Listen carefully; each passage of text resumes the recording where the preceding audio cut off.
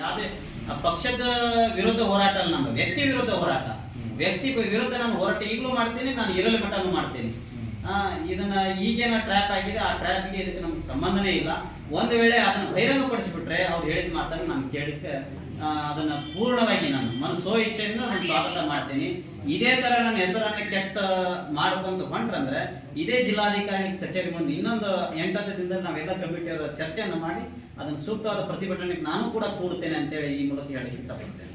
ಈಗ ನಿಮ್ಮ ಸಮಾಜದ MLA ಅವರು, ಈಗ ಸೋನು ಲಮಾಣಿ ಅವರು ಹೇಳ್ತಾ ಇದ್ರು, ನಮ್ಮ MLA ಅವರು ನಮ್ಮ ಸಮಾಜದ ಪರವಾಗಿ ನಿಲ್ಬೇಕಾಗಿತ್ತು, ಇವು ನಮ್ಮ ಸಮಾಜದವರು ಆ ಥರ ಮಾಡಿದ ತಪ್ಪಾಗುತ್ತೆ, ಅವ್ರ ವಿರುದ್ಧ ನಾವು ಕಾನೂನು ಹೋರಾಟ ಮಾಡ್ತೀವಿ, ಮೊಕದ್ದಮೆ ಕಾನೂನು ಮೊಕದ್ದಮೆ ಹೂಡ್ತೀನಿ ಅವ್ರ ವಿರುದ್ಧ ನನ್ನ ಹೆಸರು ಪ್ರಸಾರ ಮಾಡಿದ್ರೆ ಅಂತ ಈ ಥರ ಎಲ್ಲ ಆರೋಪ ಮಾಡಿದ್ದಾರೆ. ಅವ್ರ ಬಗ್ಗೆ ಏನು ಹೇಳ್ತೀವಿ?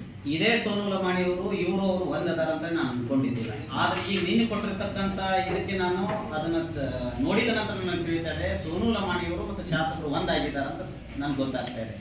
ಇದೇ ಸೋನು ಲಮಾಣಿ ಅವರು ನನಗೆ ಫೋನ್ ಹಚ್ಚಿ ಶಾಸಕರು ನೀವು ಒಂದು ಮಾಡ್ತೀನಿ ಅಂತಾರೆ, ಬೆಂಗಳೂರಿಗೆ ಹೋಗೋಣ ಅಂತೇಳಿ ನಾನು ಕರೆ ಮಾಡಿದ್ದು ಕೂಡ ನನ್ನ ಹತ್ರ ಅದು ರೆಕಾರ್ಡಿಂಗು ಕೂಡ ಇದೆ, ಪ್ರತಿಯೊಂದು ಮೆಸೇಜ್ ಕೂಡ ತಮ್ಗೆ ಕೊಡ್ತೀನಿ ನಾನು. ಇದೇ ಸೋನು ಲಮಾಣಿ ಅವರು, ಇವರು ಶಾಸಕರು ಮತ್ತು ಸೋನು ಲಮಾಣಿ ಅವರು ಸ್ವಾಮಿಗಳಿಗೆ ಷಡ್ಯಂತ್ರ ಸಿಲಿಸ್ಬೇಕಂತ ಯಾಕೆ ಅದನ್ನ ಪ್ರಯತ್ನ ಮಾಡಿರಕ್ಕಿಲ್ಲ?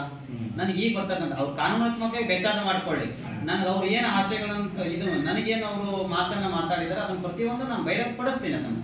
ಈ ಶಾಸಕರು ಏನು ಮಾತಾಡಿದ್ರು ನೀವು ಯಾವ ಪದಗಳನ್ನು ಬಳಸಿದ್ದಾರೆ, ಯಾವಾಗ ಹೇಳ್ತೀರಿ ಏನು ಪಾದರಕ್ಷೆಗಳೆಲ್ಲ ಸರ್ಮಾಲೆ ಮಾಡಿ ನಿಮ್ಗೆ ಹಾಕ್ತೀವಿ ಅನ್ನೋ ಥರ ಮಾತನ್ನ ಹೇಳಿದಾರ ಅಂತ ಹೇಳಿ ಯಾವ ಥರ ಮಾತಾಡಿದ್ರಿ? ಅದು ನಿಜ ಇದೆ.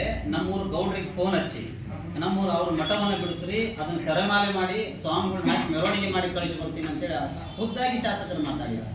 ಆ ರೆಕಾರ್ಡಿಂಗು ಕೂಡ ಹಾಕ್ತೀನಿ. ಇಂಥವು ಬಹಳಷ್ಟು ಇದಾವು, ಒಂದು ಹಾಕ್ಲಿಕ್ಕೆ ಇಷ್ಟಪಡ್ತೀನಿ. ಈಗಲೂ ಕೂಡ ನಾನು ಜೀವ ಬೆದರಿಕೆಯಲ್ಲೇ ಅಲ್ಲೇ ಮಠಕ್ಕೆ ಹೋಗೋದು ಬರೋದು ಮಾಡ್ತಾ ಇದ್ದೀನಿ. ನಿನ್ನೆ ರಾತ್ರಿ ಆಗಿರ್ತಕ್ಕಂಥ ಉದಾಹರಣೆ, ದಾವಣಗೆರೆಯಲ್ಲೇ ಪಾಸ್ ಆಗ್ತಾ ಇದೆ, ಮೈಸೂರು ನಿಂತ ಒಬ್ಬರು ಸ್ವಾಮಿಗಳು ರೈಲ್ವೆ ಸ್ಟೇಷನ್ಗೆ ಬಿಟ್ಟು ನಾನು ಬರ್ತಾ ಇದ್ದೇನೆ. ಸಮಯ 11 ಗಂಟೆ ಆಗಿದೆ, 11 ಗಂಟೆ ಆಗಿದೆ. ಆ ಸಮಯದಲ್ಲಿ ನನ್ನ ಗಾಡಿ ಬಾಜುವಿನ ಬೇರೆ ಬಾಟ್ಲಿ ಹಿಡ್ಕೊಂಡು ಬಂದಾಗ ನನ್ನ ಭಯ ಆಗಿಬಿಡ್ತಾರೆ. ಅದೇ ಕ್ಷಣ ಫೋಟೋವನ್ನು ತಗೊಂಡಿದ್ದು ತೀರ್ಪಿದೆ ನನ್ನ ಹತ್ರ.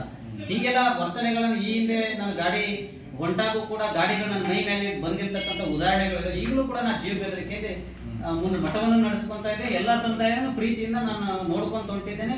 ರೈತರ ಹೋರಾಟಕ್ಕೂ ಕೂಡ ಇದೇ ತರ ಟಾರ್ಚರ್ ಕೊಟ್ಟಿದ್ದಾರೆ ಆ ಮನುಷ್ಯ.